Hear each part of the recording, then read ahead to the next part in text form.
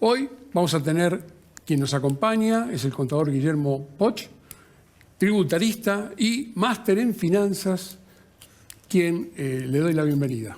¿Cómo andás? ¿Cómo andás, Gustavo? ¿Todo bien? Bien, Guille, todo bien. Gracias por estar con nosotros. Por favor, gracias a vos por la invitación. Siempre que vos estás, te hacemos las consultas prácticamente de todo lo que es tratamiento impositivos, impuestos y estas cosas que vos conocés muy bien y que nos ayudás a develar un poco las características, ¿no?, de estas condiciones. En este razonamiento y en esta época prácticamente eleccionaria y demás que están proponiendo alternativas, tenemos en algunas condiciones que la variación de la evolución, ¿no?, y la devolución de IVA siempre es que la gente tiene que consumir un poquito más y para eso hay algunas herramientas que han implementado, ¿no?, como devolución del IVA. Contame un poquito qué me podés decir al respecto. Bueno, la medida que vos estás comentando es una medida reaccionaria a una que hubo previa, que es el aumento del umbral del impuesto a las ganancias para los empleados en relación de dependencia. De alguna manera se aumentó de 700.000 pesos aproximadamente a 1.770.000 pesos el monto que dejaba de estar grabado por el impuesto a las ganancias. En la calle, en la City, lo que se escuchó fue, de alguna manera, que la gente de bajos recursos no había quedado contemplada en esa norma, que solo había tenido un beneficio a nivel de las personas con salarios altos, porque era pensar de 700.000 a 1.700.000. Estamos hablando de un umbral muy, de gente de salarios altos a lo que es la media. Hay que entender que la media hoy son 300.000 pesos, entonces está muy por arriba de la media. La calle se hizo sentir, entonces de alguna manera el Ministerio de Economía tuvo que implementar rápidamente esta medida de una devolución del IVA por las compras de un monto hasta lo que es la canasta básica, 132.000 pesos, que es 18.800 lo que te dan del IVA. Acá lo que hay que hablar no es que te devuelven claramente el IVA, porque siempre te están devolviendo el 21%. Podrías comprar un bien que está exento de IVA y aún así te lo devuelven. Claro, Guille, pero de todas formas, ¿no es un 21% directo del consumo o es para algunos tipos de consumo de canasta básica o alguna alternativa especial? Está muy buena la pregunta. Vos que venís del mundo bancario sabés que existe el postnet y que el postnet tiene una vinculación con el comercio. No te devuelven por el concepto que gastaste en el comercio, sino por el comercio que fuiste, por donde pasaste la tarjeta de débito, porque esto se te devuelve vía tarjeta de débito. Entonces, lo que se analiza es el postnet, cómo está clasificado dentro del sistema de tarjeta de crédito y se devuelve principalmente a los que venden productos de canasta básica. Bien, o sea que esa alternativa está sujeta a esa condición. Al lugar de compra. No, el producto sí, sino el lugar. Okay. Yo puedo terminar comprando una bebida alcohólica y me devuelven lo mismo que si hubiese comprado un litro de leche. Pero distinto es que yo vaya a una casa de ropas que a un negocio como podría ser un supermercado. Claro. O sea que en esas alternativas tenés la diferenciación. Y te devuelven el 21% de la compra hasta llegar a la suma de 18.000 pesos. Bien. A ver, también hay incidencia en estas condiciones con respecto a lo que son bienes personales, impuesto a la herencia y al impuesto país. El impuesto país mantiene en este momento una alta importancia de la recaudación, ya se convirtió en el segundo impuesto después del IVA de mayor recaudación para el Estado, ¿no? Entonces todo esto provoca que el golpe al bolsillo se viene, digamos, con una devaluación también en ganancias y en IVA, provoca alternativas de recaudatorias, ¿no? Es interesante el comentario. De hecho, te podría reforzar de que es el impuesto que más creció desde que se lo implementó. Y acá hay que tener presente que la vigencia está terminando el año que viene. Ese impuesto país que vos comentás tiene un impacto, o nace cuando casi en la asunción de Alberto Fernández en su administración, producto de tener un dólar de alguna manera desdoblado entre el oficial y el dólar billete, dólar bursátil o dólar calle, como vos lo quieras denominar. Entonces te aplican un impuesto del 30%, que eso después el monto se vio incrementado para las compras por dos regímenes de pagos a cuenta, dos percepciones. Primero fue ganancia y después bienes personales. Vinculado a eso, Es un impuesto, como vos decías, que tuvo mucho crecimiento en lo que viene a ser la recaudación, tuvo casi, hasta inclusive en este año, un 177% y pasó a ser una medida recaudatoria. Hay que entender que, o sería de esperar, que el día que el dólar oficial y el dólar ese libre, de alguna manera, no exista la brecha, el impuesto tendría que desaparecer. Claro, bueno, pero a ver, como método recaudatorio en este momento, como apoyo a las resoluciones alternativas y el desdoblamiento en varias monedas del dólar está provocando que el impuesto tenga esa importancia que haces mención vos. Totalmente. Porque realmente, bueno, es un efecto muy importante en las condiciones de la distribución que después provoca el gobierno, ¿no? ¿Cómo cambian los impuestos en una venta de inmuebles con dólar? ¿Cómo aplica? ¿Puede ser que haya alguna diferencia? Si aumenta el dólar, obviamente. Siempre que en materia tributaria el dólar tiene un reconocimiento a su valor oficial. Claro. Entonces, si hoy compro una casa a $1.000, es a $1.000 oficiales. Si no lo tenés que evaluar al dólar libre. Al dólar comercial, Entonces, al dólar, perdón, financiero. Claro, entonces, desde esa perspectiva, conforme te estoy indicando, lo que sucedería es, si se unifica y aumenta el dólar a un dólar bursátil, un dólar financiero, vos terminarías tributando más. Ejemplo, alguien que hoy está cobrando un salario medido en dólares, paga a dólar oficial. Claro.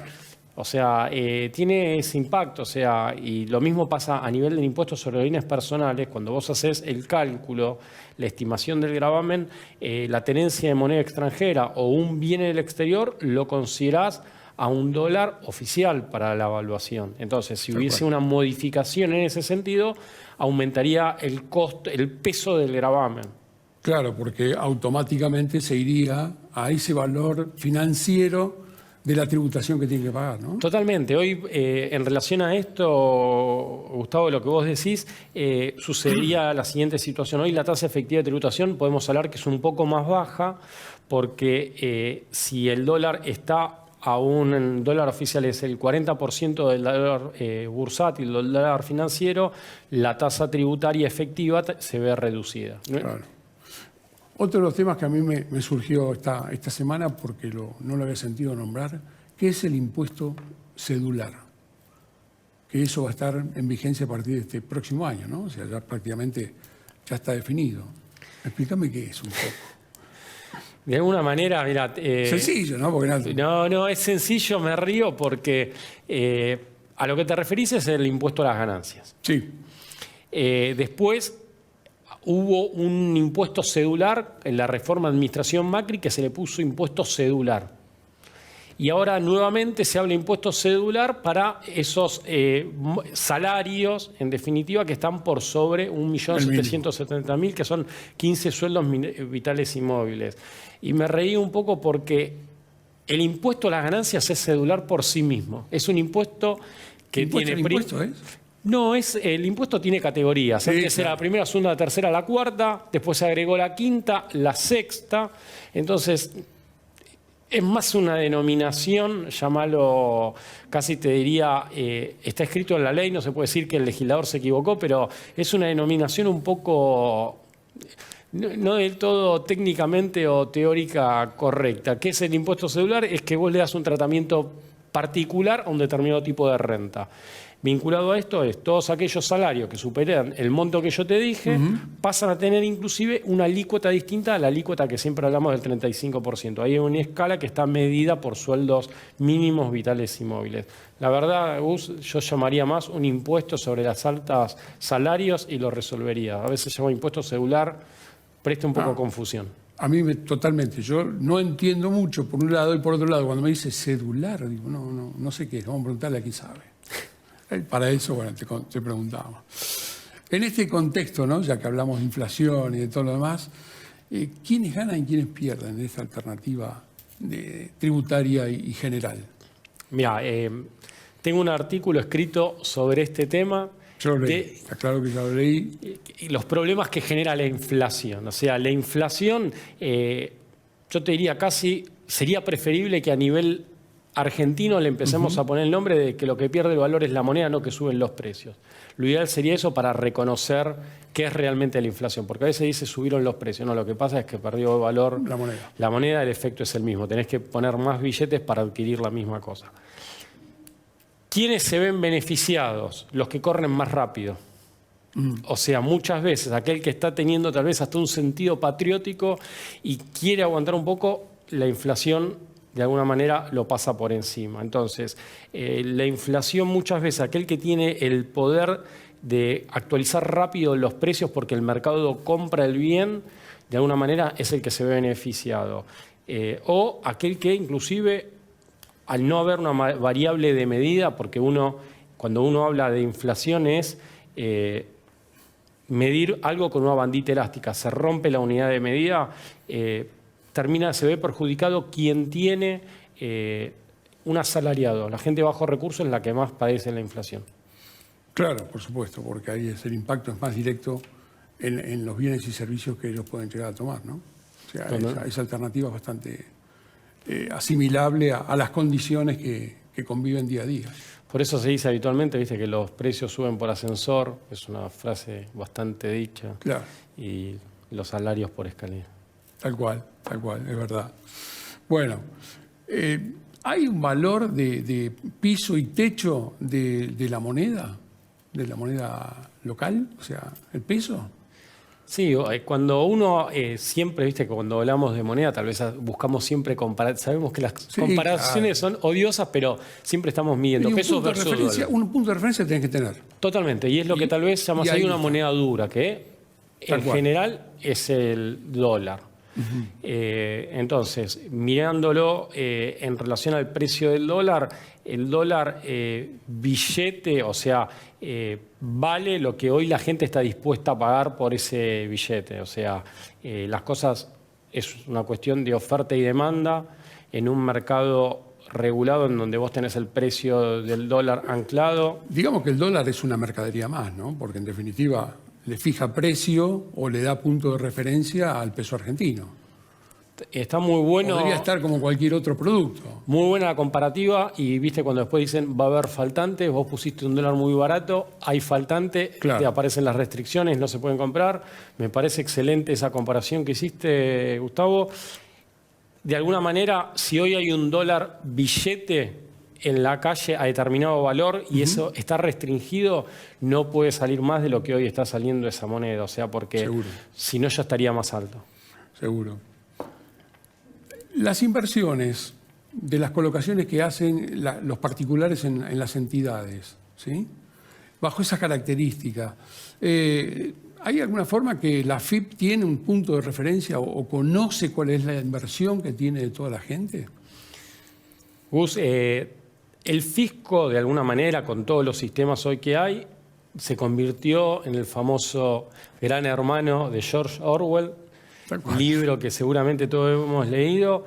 De alguna manera es un gran hermano. Vos hoy haces movimientos bancarios, tenés un plazo fijo por una suma arriba de 200.000 pesos, tenés un régimen de información que se llama el CITER, que de alguna manera el banco termina informándole al fisco esa suma de dinero y los movimientos bancarios que estás teniendo. Lo mismo con tarjeta de crédito. O sea, de hecho, ya hace referencia a eso, hay un punto dentro de cada uno usuario o cada uno de sus cuentas en AFIP, te dice, ¿qué sabemos de usted? Y ahí tenés la radiografía económica de las condiciones generales con que te está midiendo, obviamente, el AFIP, en definitiva, ¿no? Sí, eso uno a veces puede de alguna manera decir, uy, el fisco está muy metido. Bueno, es una función del Estado recaudar los tributos, una forma de controlarlo para saber los ingresos, el impuesto que tiene mucha incidencia también en la recaudación es el impuesto a las ganancias. Tal cual. Hay una fórmula que en microeconomía, que todo lo que uno gana lo consume o lo ahorra. Entonces, si el fisco tiene tu declaración jurada de bienes personales de un año, otra declaración jurada del año siguiente, ve un movimiento patrimonial tuyo. Y por otro lado, analiza los consumos, termina viendo cuánto fue la plata que gastó, que ganó en definitiva. Entonces, el fisco tiene muchos regímenes de información para recabar información y poder hacer análisis. Sí, hoy en día la tecnología también lo ayuda muchísimo a poder tener ese tipo de dominio en cuanto a las consideraciones de que todos paguen o tributen lo que le corresponde de acuerdo a sus posibilidades. Y eso creo que está bien que AFIP tenga ese seguimiento, tal vez no tan impulsivo, pero indudablemente es las condiciones con que hay que trabajarlo. Totalmente. A nivel mundial, ¿no? O sea, esto pasa en todos lados. Como una alternativa, ¿no? El tema inflacionario, de cómo sigue, de cómo evoluciona. ¿Tenés idea de cómo, o una sensación de cómo puede estar de acá a la evolución? Sabemos que el mes de septiembre fue calculado en 12% aproximadamente y octubre estará más o menos un poco más abajo, pero como punto de referencia, esa alternativa, ¿cómo la estás viendo de acá a fin de año y la evolución total? Esperemos, o sea, que se pueda de alguna manera controlar la inflación. Es necesario, la sociedad necesita no tener una inflación alta, o sea, es una necesidad estar en un mercado estable y después que haya unidades de medidas claras. Entonces, y una de las cuestiones es que para salir muchas veces de la inflación, Gustavo, lo importante es algo que no es tanto económico, sino que es la confianza, que vos hagas un plan sólido, la gente deposite la confianza en ese plan para intentar de alguna manera calmar las aguas en cuanto a la inflación. Tanto vos como yo ya pasamos por un momento en donde teníamos inflación alta y la Argentina lo pudo corregir a partir de un determinado plan, que algunos estarán de acuerdo, otros estarán de desacuerdo, se tendría que haber salido antes, después, cada uno tendrá su opinión al respecto, pero sí que es un hecho de que estuvimos en un contexto inflacionario, ya hace unos años, tal cual. No lo vamos a decir porque si no decimos nuestras edades, y de alguna manera... Yo hace 45 años que estoy en el sistema financiero, así que lo puedo decir todavía. Pasaste más entonces de un... Sí, por eso, pasé varias. Pasaste varias. Y sabemos que la Argentina pudo salir de un régimen, o sea, te digo algo más, o sea, siempre se explicaba el régimen de inflación impositivo. Cuando yo fui a la UBA, estaba en el 97, y ese año ya se dejaba porque se decía había desaparecido en la Argentina la inflación. Y yo en la facultad no aprendí cómo se hacía el ajuste por inflación fiscal en la materia de impuesto a las ganancias. Porque Argentina no se sabía más de qué era tal cual. la inflación. O sea, y bueno, y volvimos a... Es verdad, eso es como estamos. Bueno, te voy a hacer la última pregunta porque necesito estar redondeando el tema, me están pidiendo, para poder darle, digamos, un fin y a su vez dejarlo para la próxima, si te parece, como ciertas condiciones, ¿no? ¿Cómo avisarás el 2024? Así. Un año que va a haber que implementar ajustes.